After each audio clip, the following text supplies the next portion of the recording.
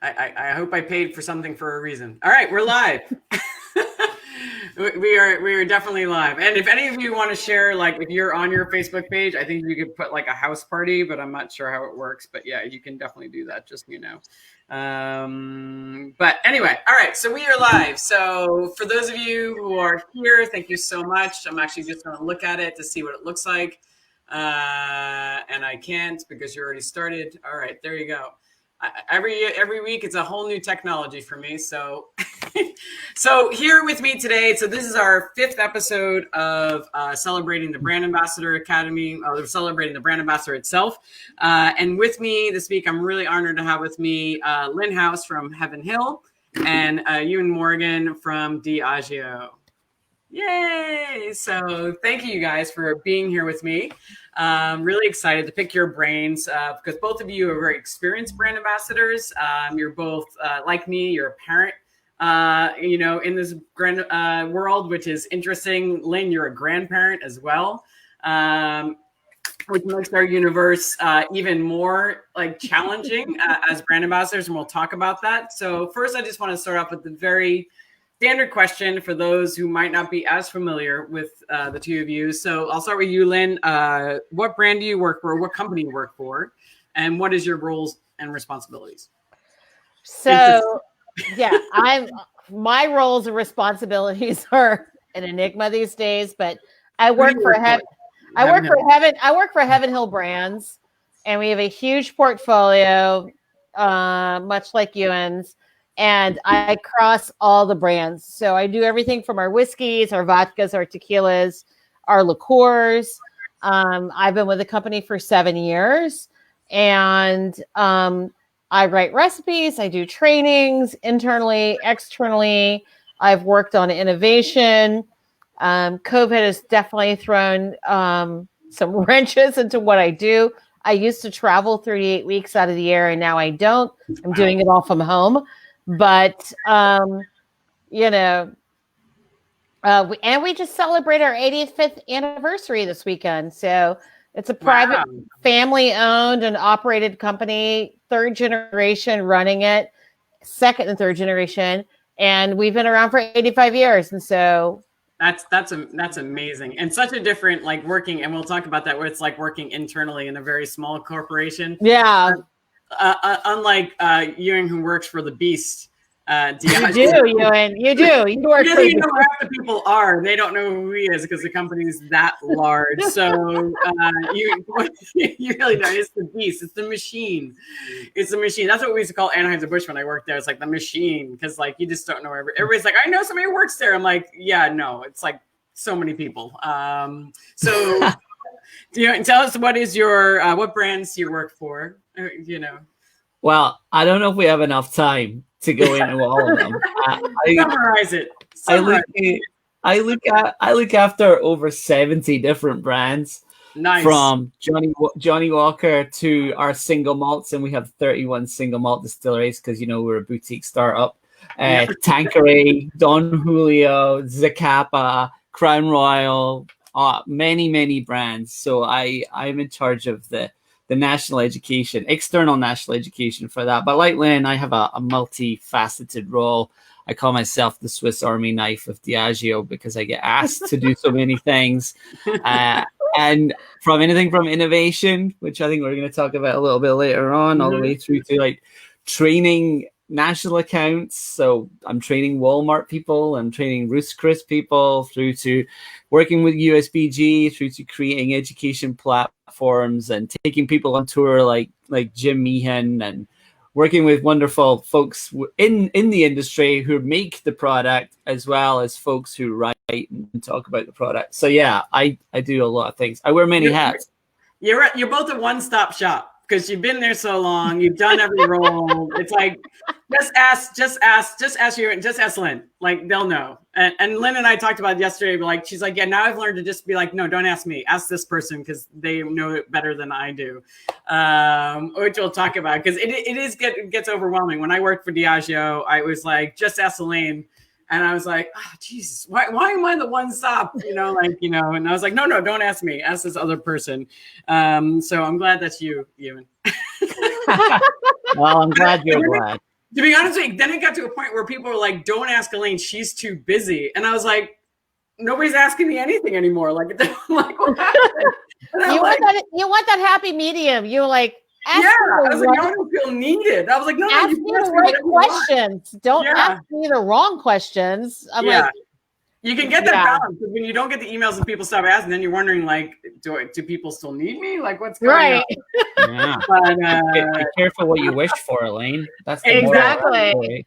Be careful what you wish for. I got to a point where I should just been like sitting back and be like, all right, I guess I just get to be me. But but that was just me. All right. So Lynn, what was your first role as a brand ambassador for Heaven Hill? Because you've moved up the ranks, and that's why I want to talk with you guys, because you guys have both kind of changed roles and transitioned within the companies. So I've been with Heaven Hill for 7.5 years. And when I was first hired, are you getting feedback? I'm hearing feedback. No, I'm here. Just lower your. All right. Yeah, I'm going to lower my mute. But when I was first hired, I was exclusively a national PAMA ambassador. So all I did was represent PAMA for 1.5 years. That's when I met you.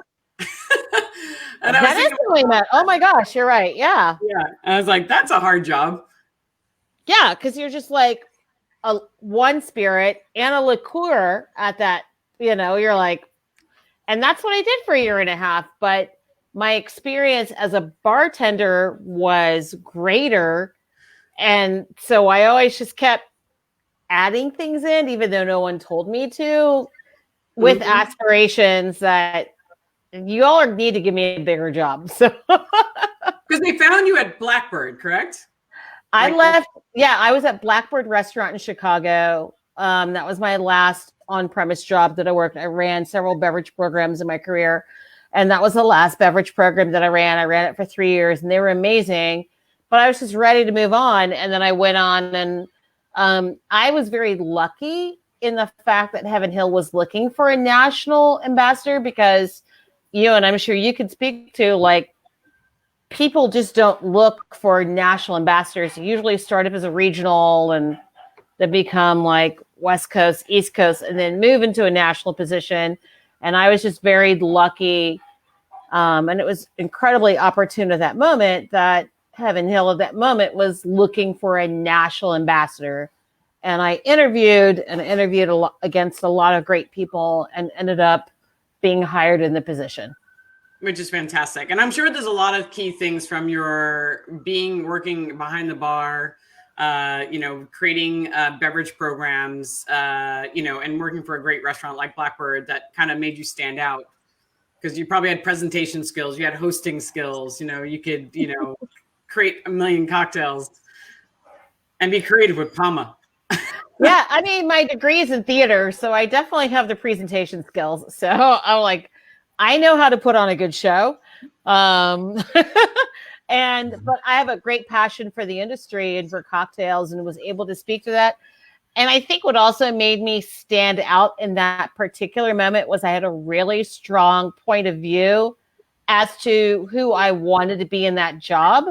Mm-hmm. And actually the things that were pitched to me, like, this is what we wanted you to do, I was very vocal in saying, this is not a success formula. This is what I think a success formula is. And this is what I will do and will commit to. And, I walked out of the interview, like my third interview, and I was like, oh, Lynn, you just got to keep your mouth shut. Like, you're so opinionated. But they were like, Kate, who I didn't know was Kate in the interview. Kate's the third generation of the family that owns Heaven Hill. And she was just introduced to me as Kate. Kate's like, that is really what spoke to me. So you had an opinion and you had a plan and you had aspirations beyond what we were giving you. So I think that's amazing. And asking for what you want is what we're going to talk about later on. But it's a great point, is that the fact that, like, sometimes they pitch things to you and you're like, yeah, I don't see that being successful and not what I want. And I give that advice to a lot of people who call me and they're like, Lynn, I'm looking at this job. What should I do? It's not really my fit. I'm like, present them a better job. Present to them, like, this is what I can do for you. This would be a better use of my skill set. and this is where I see the brand going. And a lot of times you can write your own position. I mean, Diageo didn't have a mixologist, you know, when I got the job. They didn't know what it was. I was like, I want to be your mixologist. They're like, what's a mixologist? I'm like, this is what it is. I'm going to become it. They're like, okay, sure. Exactly. Yeah. That was the way the conversation went. So you can tell me a little bit about, because your first role as brand ambassador at Diageo, and where did they find you? Because you had to travel a long way. Yeah, so we need to go way back to young Ewan, I guess. When I was 16, I started working on a distillery in Speyside, and my father worked in distilling. He ran many distilleries, including Highland Park, and my grandfather was the brewer and masher at Cardew Distillery. So I didn't really have a choice which career path I was going to take. I did try and get away from it, however, and I went and lived abroad for a few years. I lived in France and in the Middle East, and then came back to the UK and got a computer science degree. And, you know, fortuitously, weirdly, I got a job with Suntory at that point. So I was building their websites and creating a lot of video content for them. Then they found out my background of distilling, and I started doing small amounts of brand ambassadorial work. And then that started to grow and grow and grow. And I ended up doing probably more ambassadorial work than my core role. But how did I get involved with Diageo? Well, just over 10 years ago, about 10 and a half years ago, I got phoned by Diageo and a guy called Marty Duffy, who Lynn must know because he's Chicago boy. I had known him for a few years, and he had put my name forward to Diageo for their then Masters of Whisky program. And they phoned me up. I said no, I wasn't really interested. And they phoned me a few more times, and I just wasn't keen on moving. And then they phoned me on again a very fortuitous day. I'd had some challenges with my then boss, and I said, yeah, I'll do it. So Lesson for all you managers out there: don't piss off your employees. They just might, the door might be open and just be like, all right, that was it. Bye. I mean, I didn't burn any bridges. There was no animosity. It was all very, very nice and very professionally done, I would hasten to add. As you should. And then I flew out to the States. I started working in the Mid-Atlantic as a master of whiskey, looking after Diageo's whiskey portfolio. And then I must have been okay at it, because I then got promoted and was made national director of that program.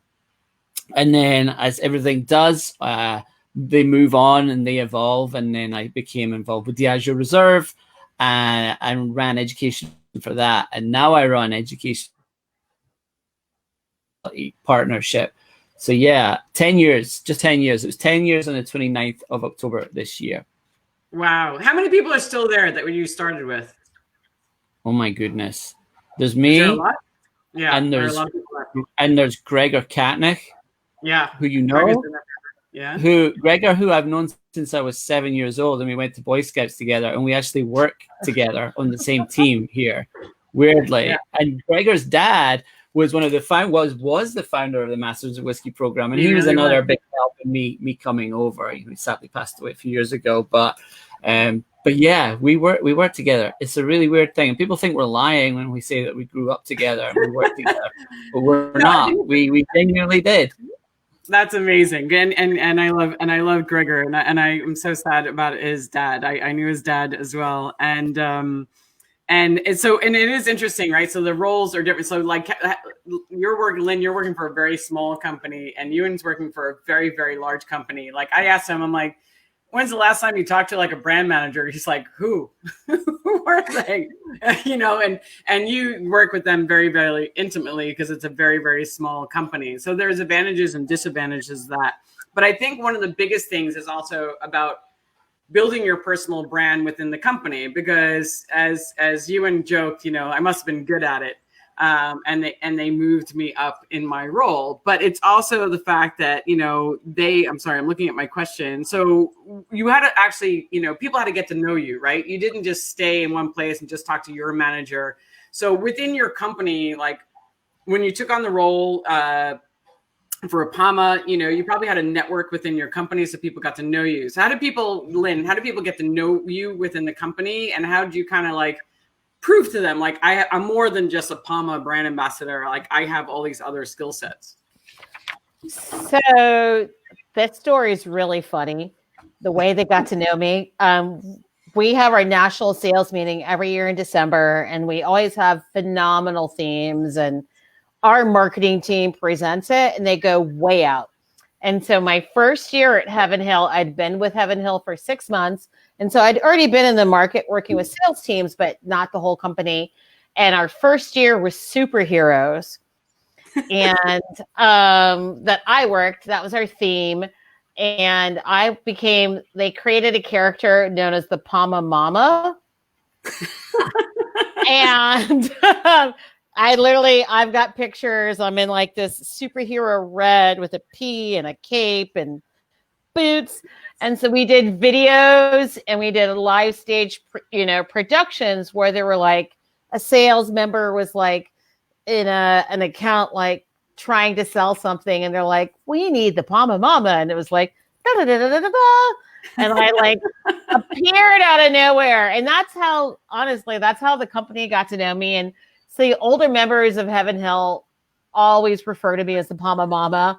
I'm like, yeah. But that was it. But as far as like progression, I really took that first year, me getting to know the company and me getting to know the team. It wasn't so much about them getting to know me, but it was me understanding the culture, understanding the structure, working with and I know Ewan can speak to this, when you deal with a nation, like every market is different. So understanding the regional challenges within each market.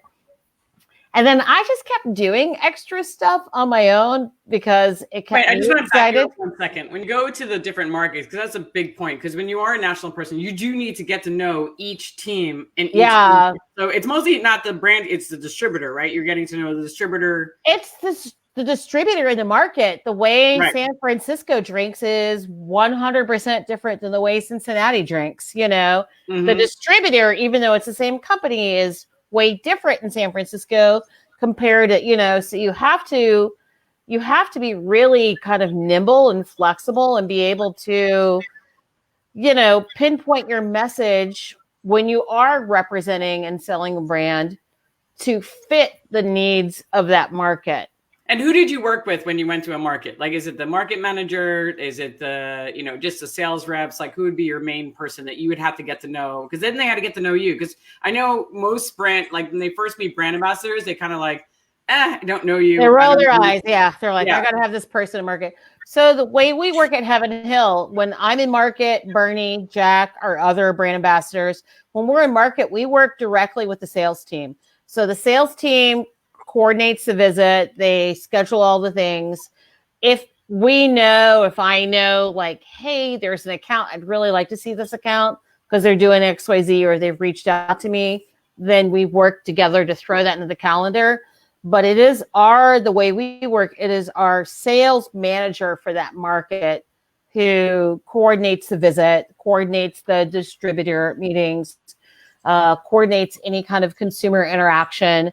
And I go off that schedule. So, and how did they know like what your skill sets were? Like for me, until I did my stint on Bar Rescue, I was just this annoying person coming. They didn't know who I was. They're like, oh, this is cute blonde. She's coming in. Yeah, she knows how to make some drinks. And then they did. Once I did Bar Rescue, they didn't have to explain me anymore. They're like, this is Elaine from Bar Rescue, and that was it. That was the end of the conversation. They're like, and they just brought me out. And like before that, I'd be like, oh God, do we have to? How did they get to know that you were a mixologist, that you had skills like, beyond just PAMA and? So we send out a document to that team member, probably 2 months before, that's very outlined with, these are the seminars I'm ready to present. This is my skill set. So if you see something that you think would work that we're not already presenting, let us know and we can start developing that. So, great. Yeah, it's great. So market visits for me are 2 to 3 months out. Actually, this year with COVID in February, I had the entire calendar year booked out. Wow. And then it all went, you know, to hell in a handbasket. So. Yeah, like everybody's. You're like, well, that's great. We did all that work, but I mean, I had reached out to everyone. We planned out the whole calendar year. I knew where I was going. We started talking about action plans, what events were happening. Like some people are like, we want you in October because there's this huge October Spirits Festival, or we want you in August because this is XYZ.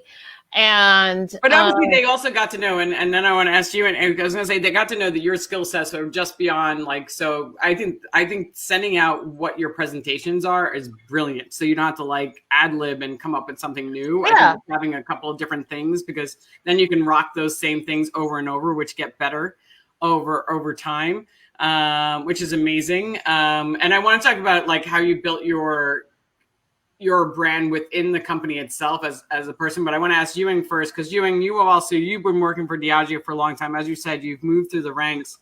You know, it is such a big machine, like, but there are definitely key people you need to get to know, like, so that you're the person they keep moving up the chain. Because as we both know, we talked yesterday, we won't mention names, like there are definitely key people who just want to kill the program. They don't believe in brand ambassadors, and you have to like navigate. It's like playing like cat and mouse. It's like, oh, I'm going to make sure this person knows me really well. So when all the cuts come, they save my ass, and they're like making sure you move up. Because that's the way I always tell people, I'm like, have a savior in the company. Have someone who loves you, who's really high up. So that way, like when cuts come, you're not on the rank. Like you just keep moving up. And I know you've had to play that game. Yeah. So how did you get I wish I'd watched Westworld.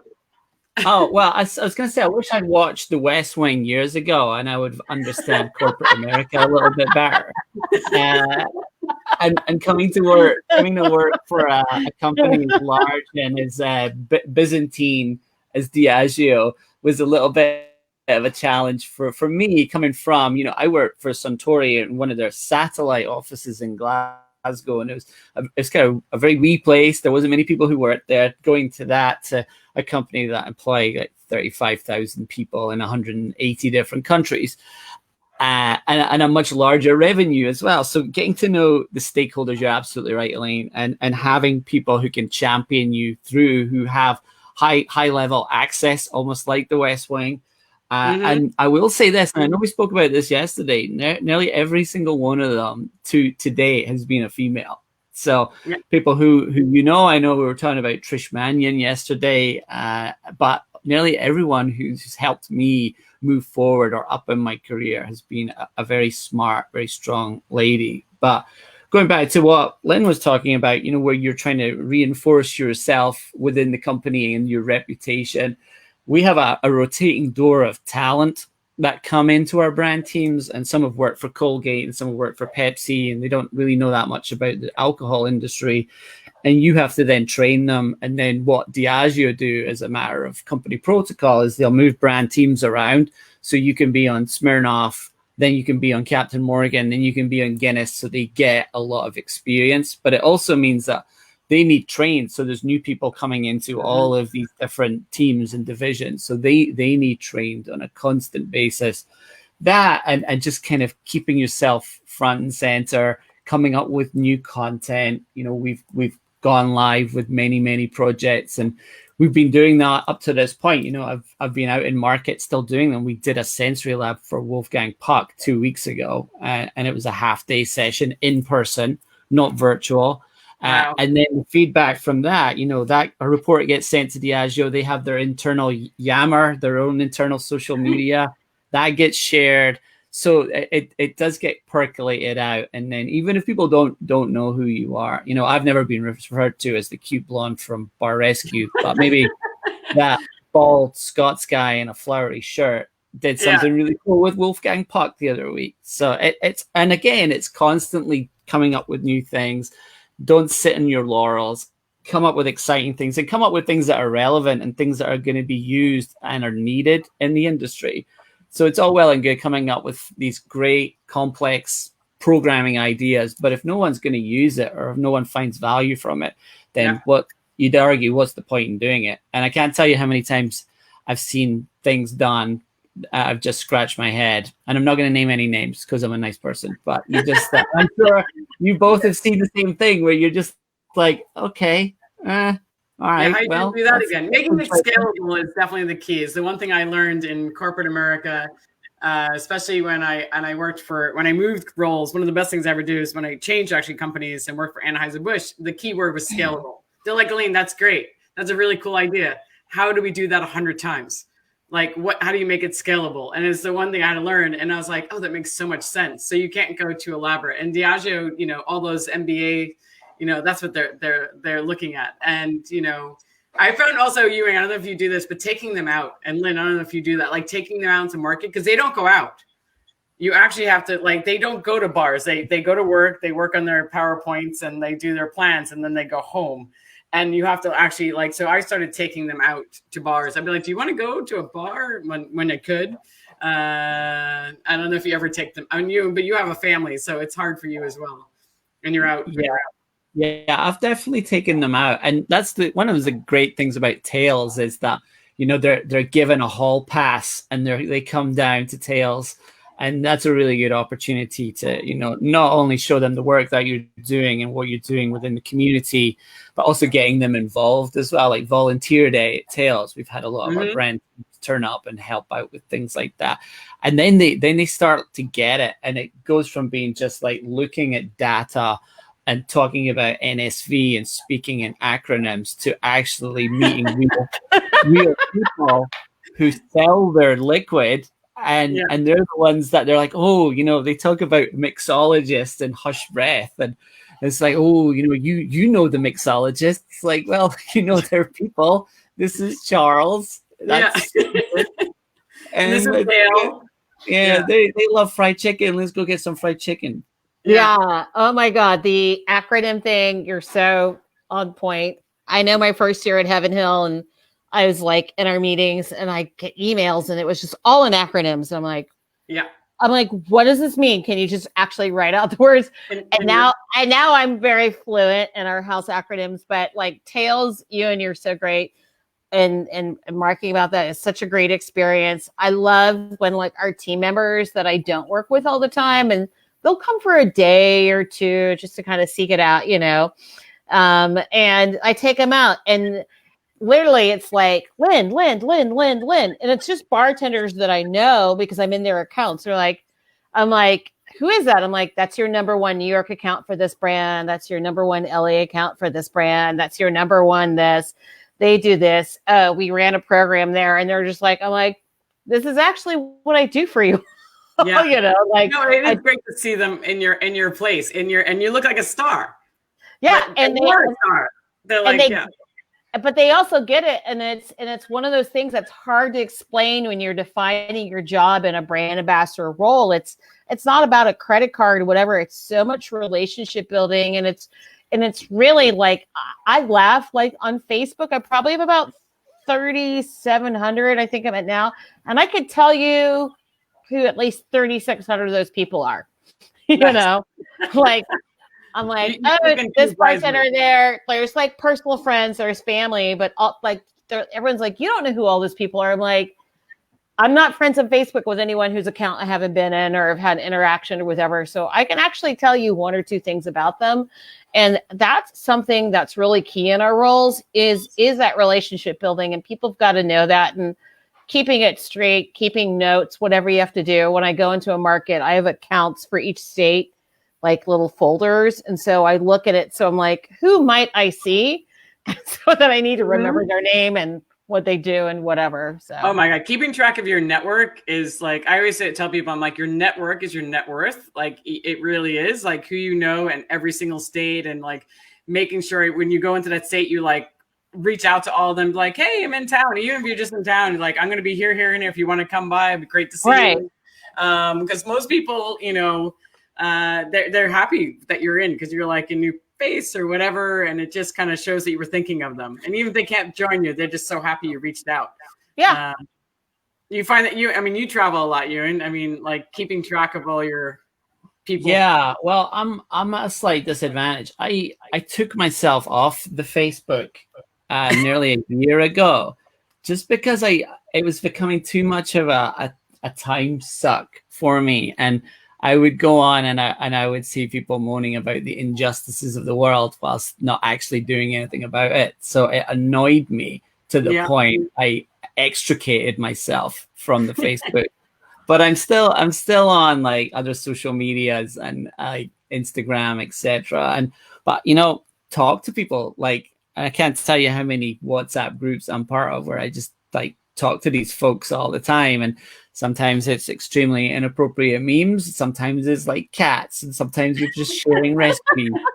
But the important thing is, to both of your points, is it's that connection and that human connection where you're talking to them as actual people, and it's not like, oh, I'm talking to Charles in Chicago about watches. I never really talked to him about booze, and it's like, oh, but that's Charles Jolie. He's one of the best bartenders in the world. It's like I know, but I like watches. I like watches, so that's what we talk about. I always tell people, the advice is like, because I realized after a few years being a brand ambassador, I was visiting, accounts and sitting down with Jim Meehan or Joaquim Simo. And it was after like my second year, I realized I'm like, I don't know anything about you. Like, I don't know if you have a wife, a dog, a cat, like where you came from, what you went to school for. So I changed my conversation completely. I'm like, yeah, I'm going to drink my brand, whatever. I'm like, so tell me about yourself. Like, where are you from? Like what? And our relationships completely changed because we started having more of those real conversations. I'm like, I can call you my friend, but I really can't because I don't know anything about you. You're an acquaintance that I really like. And then we became friends, and it's transitioning that. And obviously you can't do that with everybody, but I did find that having those more intimate, like just having real life conversations, it does deepen obviously your relationship with them, and it expands your network, and it's like, you realize who your real friends, like who those people are that you can count on all the time. And there are people you just going to be your acquaintances, but it's great to talk about watches or dogs or something else besides the alcohol industry. Plus, they don't see you as a scalp hunter, and they do exist out there where they collect friends and they collect names and they like to name drop them. And it's just like, what, that isn't really important to me. Is, do I like them? Are they a nice person? What are their talents? And, how can we help them as well? When we were working with Jim, it was because I loved his book. I genuinely loved his book. So we took him on a tour of the United States with his book, and he got a chance to talk to hundreds of bartenders about it and sold more books because of it, and had a great time and had that personal connection with people. And it's weird for me, and I'm sure the same for Lynn. Like, I went from traveling 80% of the year to my last flight was in the first week of March, and the first week of April was the longest I'd been at home for 10 years. So it's been weird adjusting, but keeping that connection is critical, because there's still people out there and they still want to chat, and it might be something as like inconsequential as what's your favorite Smokey and the Bandit movie, which was a conversation I was having yesterday with folks. No, it definitely is something important, especially this year. It's probably more important reaching out to them and seeing what people's needs are. And everybody's having their own different struggles for the year. Some of it's financial, some of it health, some of it, just loneliness. They're stuck in their world, feeling of hopelessness. I've definitely had those conversations, just trying to keep people hopeful that things are going to keep moving forward and get better. And we can go down the rabbit hole, but I don't want to go down too far, but we'll definitely talk more about that. But I want to get into more of talking about the fact that, you guys both had, very specific career goals. Well, I don't know if I know Lynn and I had this conversation, but I don't know if you had career goals of where you wanted to go, or you just let the machine take you wherever it felt needed. But I'm going to start with Lynn, and then you can spin off of that. So Lynn, you definitely had specific goals. You started off at PAMA, but you had goals to kind of move yourself. Tell us a little bit about that. I had very, very specific goals. So for those of you out there watching that are zodiac believers like myself, I'm a Virgo, and I'm everything that you've heard about a Virgo. I am the encapsulation of that person. Everyone's around, my family, they're like, oh my God, you're such a Virgo. And so I've had plans, and I have a gazillion notebooks. And one of the things that we do at Heaven Hill is we write our own personal reviews, and part of what we write what is our goal structure. We write a 1 year, a 3 year, and a 5 year goal plan. So my first year writing this, which was kind of an undaunting experience, like reviewing yourself, which I found out I was way more super critical than I should have been. I was like, well, this is what I haven't been doing. You know, and they were like, yeah, you're not like that honest on your review. I was just like, I need to be better at this. And they're like, Lynn, like, no, we're not turning this into HR. Like, rewrite it and make it happy. And I'm like, oh, okay. I just thought you really wanted me to critique myself. But one of the things I did say was my 5 year plan was, I said in 3 years, I wanted more brand responsibility. I didn't want to be just the Palma Mama. And I said in 5 years, I wanted full book. And we have, like Diageo, not as extensive, but we have a pretty large portfolio that expands, you know, a good 50, 60 brands. And within 18 months, I got named National Brand Educator, a role that didn't exist. And I had 4 brands directly put under me. And then a year ago, I was named National Spirit Specialist and Portfolio Mixologist. And they're like, full book. And it was exactly to the date to my 5 year plan. And so I did everything that I could to work towards the goals that I wanted to achieve with my own training, you know, my own experience, creating new material, reaching out to different members of the team that I normally wouldn't interact with. But I'm like, I want to spend a day with a distiller. I want to spend a day with a flavor, you know, person. I want to do this. And so, yeah, for me, it was like, create your path and then figure out what you need to do to get to that path. Don't wait for somebody to create it for you. No, I think that's asking for what you want and what you need is really key, because your manager, most hard, is like they're busy fixing their own goals and they'll do the budget, but you need to figure out your own. And you can ask for advice and say, hey, I want to get here. Are there people I should be speaking to, and what should I do? But a lot of times you have to create your own path. So it's a great example. Yeah, create your own path and invest in yourself. So absolutely. You talk because you asked for what you want. Like even your job now, you said you changed. You were like, I need to do very specific things. Like I wanted to be back in the field. Yeah, exactly. But it sounds like Lynn was far more structured than me. I would say my career my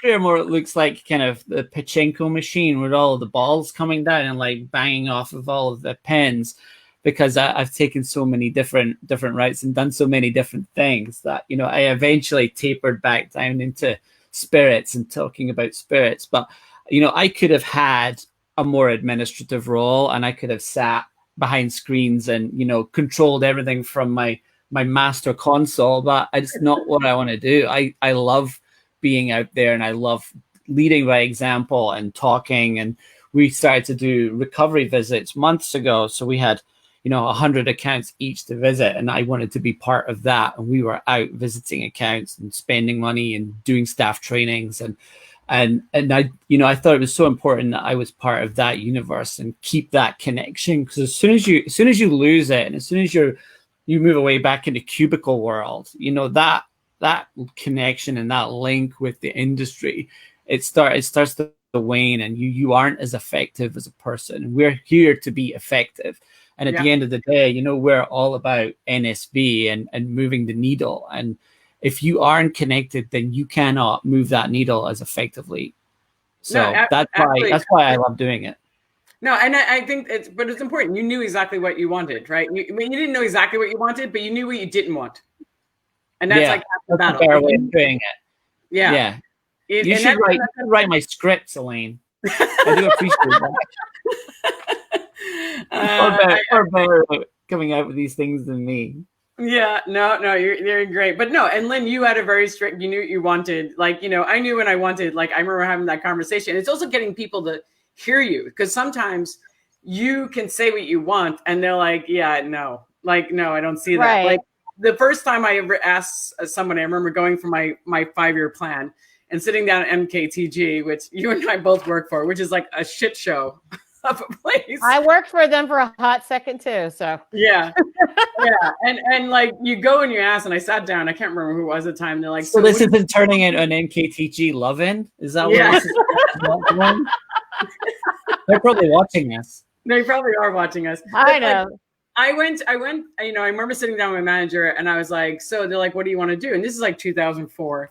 And I was like, you know, I really want to be, and this is like, you know, cocktails are starting to just become a thing. And I was like, I saw Steve Olson for the very first time, like educating and whatever. I'm like, and I knew what we paid him. And I was like, fuck, I want to do what that guy does. Like he's making a shitload of money. He's going to talk about brands. He's really passionate about it. I'm like, I could totally see myself doing that. I want to do that. And at that point in my life, like I was like managing the brand ambassador team. They're like, so you want to go back into being a brand? I'm like, yeah. I was like, but I want to make cocktails and I want to be the head of education. Like I had this vision.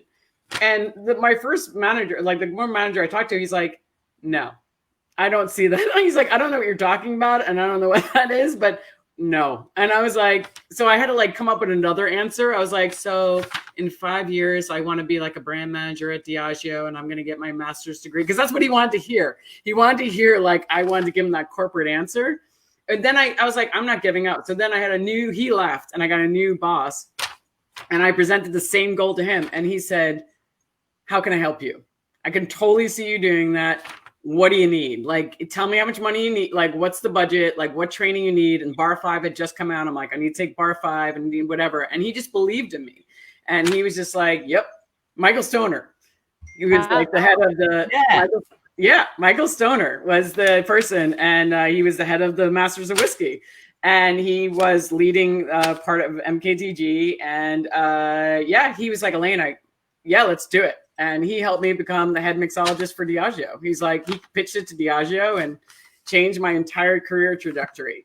So sometimes you really do have to ask for things that you want. And sometimes people are going to tell you no, and you just have to keep presenting. And I've come up with new reasons and why it made sense. And they eventually bought it. So, right. I think you just always have to know, you may not know all the intricacies, but know what you want. Because I knew when I was just like, this is what I want to do. And they're like, well, what does that look like? And I was like, I don't know. I don't know. I don't know.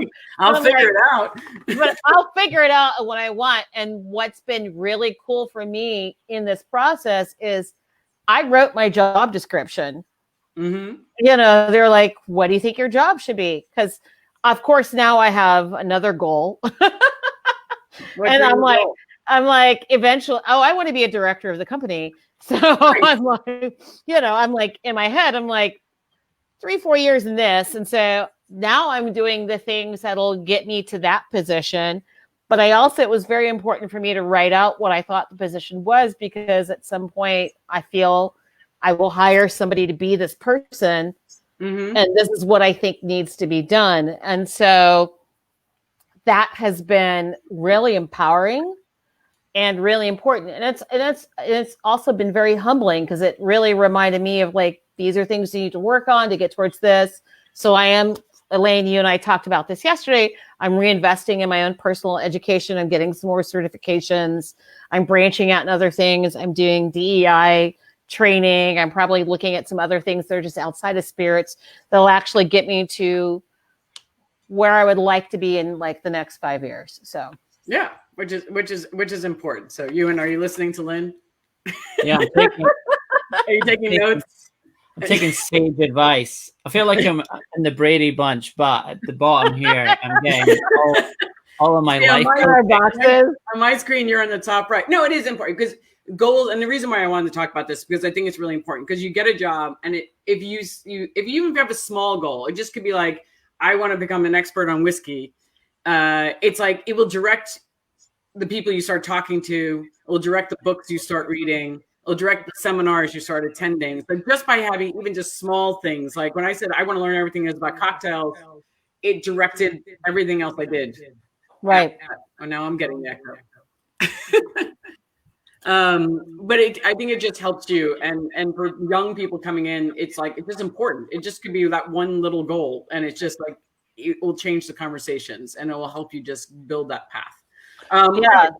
So Lynn, this was a very interesting year. It was an interesting year for many reasons, as we know, and it was a challenging year. But your role, tell us a little bit how your role has kind of changed, right? You've expanded into diversity and inclusion program in your company. So your role has expanded beyond being a brand ambassador. You're now part of this initiative. So tell us a little bit more about that. So, I mean, first and foremost, my role went from traveling 70% of the year to falling in love with my apartment because I don't leave my house. And so I really had to learn how to remanage my time from work at home. So from a professional standpoint, that was a huge learning curve. And that took me a good probably 6 months to get that under, I didn't just like, all right, I'm doing virtual. Like it's really hard to manage yourself from home and have a global voice because you're also working in a multitude of time zones from home. But it has been a tremendous year, and there's been a huge spotlight, obviously, in the diversity, equity, and inclusion spectrum, not just in the world, but particularly in our company. Myself and Tracy Franklin from Uncle Nearest, we co-founded a nonprofit together, Tipping for Equity, that we do separate. Mm-hmm. And then within the company, our company was like, we need to start tearing down some already everyday practices and really, invest in better practices and things like that. And everyone is doing that, And so I volunteered immediately to be part of the DEI teams. So I sit on 2 teams. One is kind of a more localized, and one is more dealing with executive leadership and offering ideas, presenting materials. We do, like you guys at Diageo, Ewan, we have an internal communication. So I'm doing an interview that'll go out to internal communication. And I've talked to pretty much every single head of the executive leadership team. I'm a woman of color. And so DEI is something that's been a passion of me for a very long time. And now we're all paying attention to it. And we're not just like, hey, this is a good idea. We're all actually doing stuff. And I'm working with KDA, which is the Kentucky Distillery Association, and some other groups to help with their DEI initiatives. Speaking about things that are actual change and just taking some responsibility so that not just talking the talk, but actually walking the walk as well. No, which I think is amazing that your company is, you told me yesterday that they're bringing in experts to put you guys through workshops. And the fact that your company came to you and putting out their Black Lives Matter statement, like they actually asked you, like they wanted your opinion. And like, these are things beyond being a brand ambassador. This is being like, they were like, what's the statement? I 86 the first 3 intonations of that statement. I'm like, this is what the statement needs to be. Like I get what we all know with brands, it's hard because you have a very diverse consumership, but are you doing the right things? And it goes back to your very first question. And you and I both said, like, are you working for somebody who shares your values? Mm-hmm.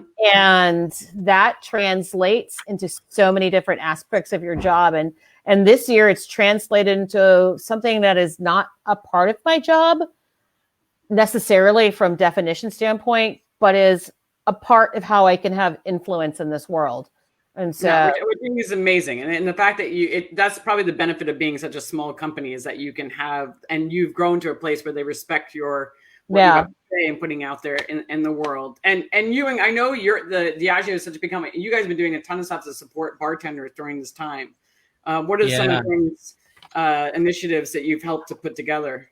Well, obviously the large financial investment that Diageo put towards the on-premise, not only here, but in the United States, but also in Europe and the UK as well. And that's been shared out. And we were an important part of that process as well. So we saw a lot of the applications, they were shared throughout our team. And we had many, many hundreds of those that we had to go through and verify that these people were actually bartenders and they did work where they said that they worked. And then that would then get passed on to the accounts payable folks. So yeah, it's been a it's been a horrible year for our industry, but it's great to hear that not just folks like Diageo, but Heaven Hill and William Grant and Pernod and Bacardi, everybody pulled together, and they all did what they could and are continuing to do so. The huge investments that they've put in, that they don't have to put in, but they want to put it in because they have to look after the on-premise, and they have to look after the people who've looked after our products for decades and decades. So there is light at the end of the tunnel, and I would say that there's hope there. And now we have 2 FDA cleared vaccines that are getting rolled out, that we are going to start to see next year. Fingers crossed, touch wood, and all that. We're going to start to see our industry claw its way back. But what's that landscape going to look like, and how do we help them? And also, how do we help them reopen in a very different landscape? What's that going to look like? What kind of support are they going to need? And being able to adapt, adjust, and provide real value in that landscape is key for not only us, but I'm sure Lynn and her team, as well as all of our wonderful competitors. Is that the conversations you're having now? Like, are you having conversations with, like, I know you have meetings with like national accounts and smaller bars of like what you can do to kind of help? Yeah, we are. And some of them are pretty on the ball with where their strategy is. And then others, I can't really name names, other large ones that you might think are in that situation or should be in that situation in terms of strategic vision, aren't. They do need helping, and they do need some ideas and coaxing, and how can we help them? And it's not just Diageo. We will also say, you guys should be talking to Heaven Hill, you should be talking to Pernod, because they can support you with this, and this. And that's the great thing about this industry, is that, as much as we are competitors, we do all kind of pull together, and we do all have the same good intention and altruistic outlook. And I do see hope next year for sure. And it's how we can help, and how we can think smarter and help these folks get back into business and start serving the communities that they're such an intrinsic and important part of. No, absolutely. I think you're right. But everybody working together, like all the big companies working together, all the brand ambassadors working together. It's like, I think there should be like a team meeting. Like, I got these budgets, you got these budgets, we got these budgets. Let's all sit together. Like, what can we come up and all together? Wouldn't that be amazing? Like, like if we all just kind of pulled our budgets, like in the industry first started and brand ambassadors became a thing, we used to have events together, because it was only like 10 accounts in New York. So I was like, I'm spending my money this month. Who's spending it next month? Because it was only 20 bartenders we were talking to. So imagine if everybody came together and like there would be this like pool of brand ambassador money. But that's a call for another day. So Ewan, I also wanted to talk about just going back into roles, because your role transitioned into being a brand ambassador, being a master of whiskey, to now managing a team. And, I talked a little bit about that yesterday. I was like, did you get any training? You're like, no. So how did you learn to be a better manager? Like, what are some of the things, like, who are the people you relied on to help you? I mean, you're inferring that I am a good one. You're still there. So, you can't be I know we did speak about this earlier yesterday in a very candid fashion. But I went from having, when I worked for Suntory, I had a assistant, one guy. His name was Ali. He now lives in Amsterdam. Hello, Ali, if you're there. And then I moved to the States, and then I was like a lone wolf again, just a brand ambassador, before, when we were still called brand ambassadors. And then overnight, I had 23 direct reports, and it's like sink or swim, sunshine. And I grossly underestimated the workload, not only in terms of the admin that was involved and going through people's expense reports. I don't even want to get started on that. Hell on earth.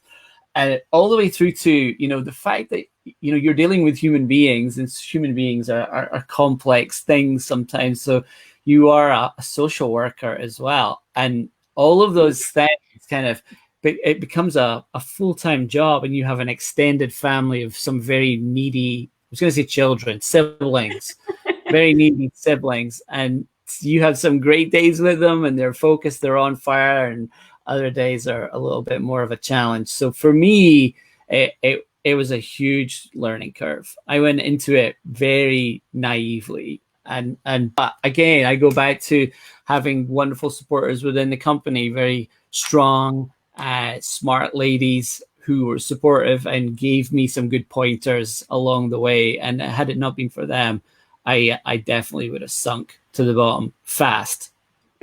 Well, but it's also intuitive of you to ask for help, because some people don't, right? They live in their world and they're afraid. They're like, well, if I ask a question, then they're going to think I don't know what I'm doing, and then they might, not keep me in this role. So it's, smart. I think those people are called men. Yeah. I'll take the fifth on that. Yeah. I'll say it's not only important to ask, but you also need to ask, what do you need? Because I know my first time, PAMA brand ambassador, my first public trip was San Francisco. I was working Northern California, and I was with our salesperson, and this role had never existed in Heaven Hill before. And they were like, we don't know what we're supposed to do with you in market. And I was like, I don't know either. It's like, there was no manual. I mean, people need to understand in our industry, this is still a relatively new category within the last 10 years. And I was just like, I don't know either, but I was just like, well, what do you need? And that's where we broached it. Well, it's like, and they mentioned like somebody, I've had a hard time getting an account. And I was like, oh, I actually know that person. We've competed against each other, whatever. So we can just go talk and be friends. And it started creating for me what I thought the job was. And I think, like I said, about 10 years now, we've really had brand ambassadors in this industry in a kind of a national and global perspective. So there's more ideas, but ask people what they need. It's still kind of the wild, wild west in this part of the industry. No, it is. And your part's going into marketplace, and it's also making sure that now, like, they're more used to having brand ambassadors, where back in the day, 10 years, they were like, I don't know what to do with you.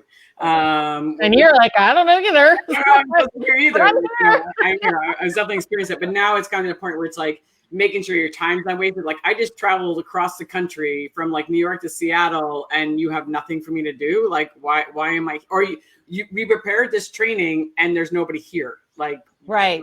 Why am I here? So I think it is also, as a brand ambassador, taking control of your own visit. Sometimes it's like, okay, guys, this is my skill set. Like, you need to plan my visit. Like, you need to plan account visits. If I have to do a distributor training, this is how much time I have. This is what, what you should be using me for. Sometimes I had to tell them, like, this is what I do. I can help create a cocktail menu. I can, help create a training, but also giving them some parameters sometimes is also really helpful. So they don't waste your time and you're not wasting right.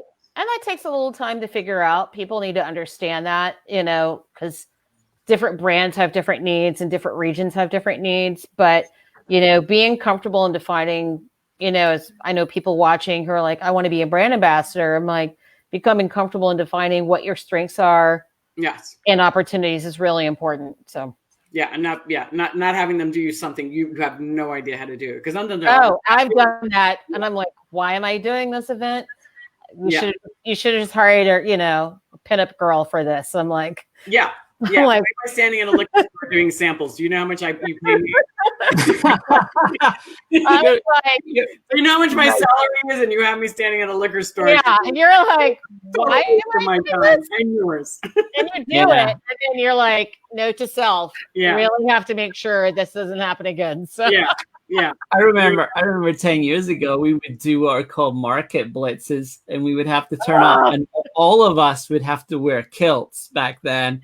Oh, yeah. It didn't matter where you were from, you had to wear a kilt, and you would spend 2 days doing on-premise and 2 days doing off, and getting in and out of a off-premise rep's car wearing a kilt in the middle of Patterson, New Jersey wasn't so much fun. Yeah, and most of the people don't drink, and they don't want to see it. They're like, yeah, great. How much does it cost? Like, I don't care anything about or your kilt. And then they're like, well, in that part, they were like, why is he wearing a skirt? Yeah, exactly. Yeah, I did. Genuinely, I got wolf whistled at. It's the only time in my life it's ever happened. That's so funny. All right, so we're gonna wrap it up with more like personal at families, right? So we all have families, and this can be an interesting job. Lynn, I know your kids are a little bit older now, but and your kids are young. Not that young, 16 and 20. Okay, wow, they're not that young. It makes your job a little bit easier. Like when I was Brandon in 2005, I would strap Dylan to my chest and take her to like South Beach Food and Wine. And they'd be like, there's a baby attached to you. I'm like, yes, there is. But how do you balance? Like, it is hard, like being like balancing home life and traveling. Do you have any like rules that you used to follow when your kids were a little bit younger? I think weekends off are, like, I mean, and sometimes, yes, I do weekend work, but if I'm not like, and I'm off, because I have grandkids now, and I'm like, that's our time together. And so my iPad's off, my laptop's off. Let's face it, the emails you get like, Lynn, we need a recipe. And I'm like, the world's not going to end because you don't get this recipe. And we actually have websites that the recipe I would give you is on. So like, so I've created some really strict boundaries, like my family. And that's one of the advantages of working for a family-owned company, because they told me that. Because when I first started Brand Life, I used to like use Sundays. We talked about this because it was catch-up day, because you could write 80 emails and no one wrote you back, but I was just like catching up. And my boss was like, I'm really tired of getting emails from you on Sunday. She's like, it's my day off. It's your day off. Take it. And I was like, oh, got it. She's like, we're family is important. We're a family-owned company. And that's really resonated with me. So I've just been really strict with boundaries, but I've also brought them into my work. So I did an event about 4 years ago that we sponsored, and I took the mocktail table and I hired my granddaughters to be my bartenders, and they sat and they made mocktails, and it was the cutest thing. And they just sat back, and hundreds of people, because everyone knows them. If you follow me on social media, I'm always, like, they are such a big part of my life. But they also got to experience what I did, and they were bartenders, but they were doing non-alcoholic cocktails, and they created the flavors, and they shook them and strained them, and they took it so seriously and were able to talk about it. So bringing them into my work, because we don't work in cubicles, was also a lot of fun, and just a way that I get to incorporate family. So you ever bring your kids to work? Negative, Ghost Rider. We have this wonderful thing within Diageo called the DMC, or the Diageo marketing code, and we cannot utilize any talent that appear to be under 25 years old. So yeah, that's a definite no from us. But yeah, it's a very different landscape. But in terms of my balance, Lynn seems again to be the sage, wise one on this, because I've been notoriously bad at it over the years. And I think my wife might be watching this. So if I was to lie to you, I would just hear her like shouting bullshit down the stairs. Voice. So no wise lessons from you. I've tried my best, and I think I'm getting better at it. And certainly this year has been an anomaly, but I couldn't have done this job without my wife. And all jokes aside, she's been the rock, and she works from home, and had it not been for her, I couldn't have done this job. So hats off to her again, another strong lady. And if she is watching this, I hope I get bonus points for that. Yeah, exactly. Not, getting bonus points. If not, I'll just tell her I said it. Yeah, you totally should. You totally should. I was gonna say, I'll tell you a funny story. When Dylan was first born, I wasn't a brand ambassador yet. I was managing the team, and I worked in the office, and I couldn't get a good nanny. And so Dylan was in the office like every day as a baby. Like I had a crib next to my desk, and to MKTG's credit, and Michael said, they allowed me to bring her to work every day. So like literally there's a playpen and there's a bar in the office. So I used to there would be a sign saying, shh, baby's sleeping. And she would go and take a nap in there. And then she was like sitting on my desk. She had a little chair. And I don't know how I managed to get work done, but I did. And they allowed me, and they would allow me to take her on trips with me and my sitter. Sometimes I'd be like, if you need me to go on that, like I'm practically a single mom because my ex-husband ran restaurants. I was like, I need to bring the sitter. And they would allow me to bring the sitter and the baby with me. And I would go off and do work. And my niece was my sitter. So I'll give them credit. They definitely, I asked for what I needed. I was like, I can totally do that. But this is what I need. I need to be able to bring my kid with me, and I need to bring somebody to watch her. And they were like, we'll figure it out. And they made a budget for it. And I used to do it with me. Brought her to Tails once. That was interesting. Never been to Tails before. And I'm like in the pool with my kid, and there's all these drunk bartenders. I'm like, yeah, this is probably not the good environment. That is lining up with your values. If your values are like, I have family and I need to be able to do XYZ. Yeah. I was like, my kid is ask for it. Yeah. I can do this job, but these are the things I need to be able to do my job. And to my credit to the brand team that was running Ciroc at the time, I had lots of Diddy money, so they just allowed me to do what I needed to do. So, all right. So, last words of advice for any brand ambassadors looking to become brand ambassadors or are brand ambassadors. Any words of wisdoms of things that they maybe should do or shouldn't do, whatever you choose. Like don't do embarrassing things on social media, whatever you think. Or what's your words of advice, Lynn? I'll go first if that's okay. My biggest words of advice, at starting in no particular order, never trash other brands. I've seen so many people do it, and it's a cheap laugh, and you might get a laugh, but that's going to follow you around, and that's going to haunt you for a long, long time. You know, we're ambassadors of the industry, not just our brands. So looking out for each other and having that sense of empathy, stay humble and leave your ego at the door. You know, we're all parents, and that's the great leveler, really. You know, you don't have an ego if you're a parent, because your kids are there and they'll make fun of you on a constant basis. And stay healthy. You know, I've had issues with health in my past, and, you know, because of this job, and didn't take such great care of myself. But then, you know, I had that epiphany and did, and now I get up, I exercise most days and try and stay as healthy as possible. So the healthier you are, the more humble you are, and the nicer a person that you are is going to go a long way. And people never forget those things. Absolutely. Yeah. Lynn? So I echo all of that. I think health is so important. We don't pay attention typically in this industry to our physical and mental health. So really staying on top of that. And there's so many more avenues out. So reach out to those avenues. I'm also going to throw an add on, like, continue to be in a place of education. I've seen the mistake of people where they're like, oh, I'm a brand ambassador, and now I know everything there is to know about everything. Mm-hmm. And I continually am taking classes, getting training, reading new books, techniques, flavor techniques, all this kind of stuff. Just keep yourself, and that's part about being humble. Like, just keep yourself in this place of learning, and learn as much as you can, and learn about things outside of the industry. Learn how to do a PowerPoint. Mm-hmm. How to do Excel.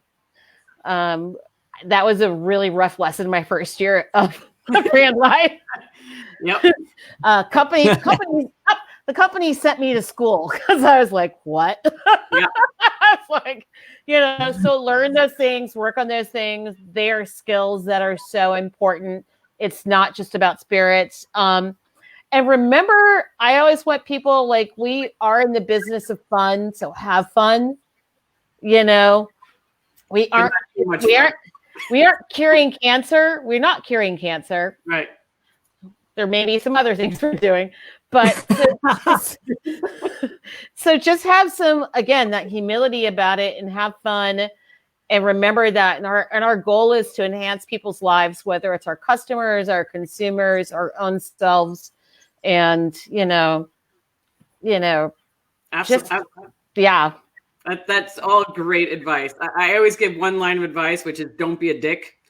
that's a rule for life, and it will help you, because if you want to become a brand ambassador and you're putting yourself out online and you are a negative person, or we didn't get a chance to talk about this, or these are things that brands look for. If you're a generally, as Ewan said, and you said as well, if you're a generally nice person, you're a caring person, you're a person who has empathy for others, and you are a giving person, these are the qualities that they look for when hiring, a person, besides being a hard worker. I say don't be a coctologist. My husband's delivering me drinks, which I okay. Yeah, I'm like, don't be a Philip. Yeah. Hi, Philip. Say hi. Pass me fight. You'll be very happy. You can say. There you go. So I just ordered some Dickel Bottle and Bond. But anyway, all right. So to not keep this longer than it needs to be, it was such a pleasure. Can I ask a quick question? Yeah. Well, Lynn was talking about books. What's been your favorite book you've read recently? My favorite book? Non-industry book. What's your favorite one you've read recently? Oh my gosh. Well, I'm trying to learn Spanish right now because it's COVID, so learn a new skill. So I've been reading all these like Spanish instructional books. It sucks. It's horrible. I'm a cookbook collector. Same. And really, my cookbook collection is ridiculous and pathetic as to how ridiculous. Like, I have 20 years of food and wine magazines saved. Wow. Yeah, I'm like that collector. So I actually just got Michael Simon's grilling cookbook, and I'm loving it. I read it like it's a murder mystery. So I'm writing it down. Yeah, there you go.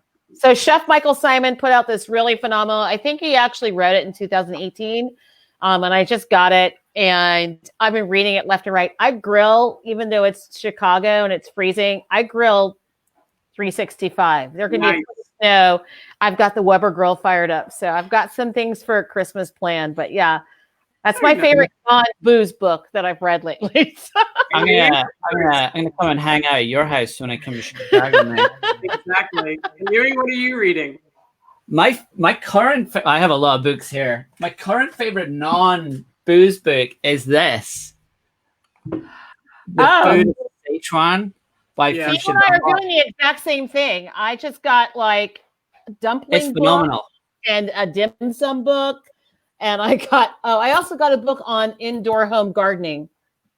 So, hydroponics? Is that legal in Chicago? Everything's legal. It's Chicago. Come on. If I was going to recommend a book that wasn't cooking, or hold on, I was going to say, and they just made a movie about it, but the movie is terrible. Hillbilly Elegy. Oh, I haven't read that. It's terrible, and the movie does not represent half of what's said in that book, and it is an amazing book about the people who live up in the Scotch Irish who live up in the mountains of like Kentucky. Appalachia, yeah. It's just hearing like gives you a really deep understanding of another society within our world that gets extremely neglected.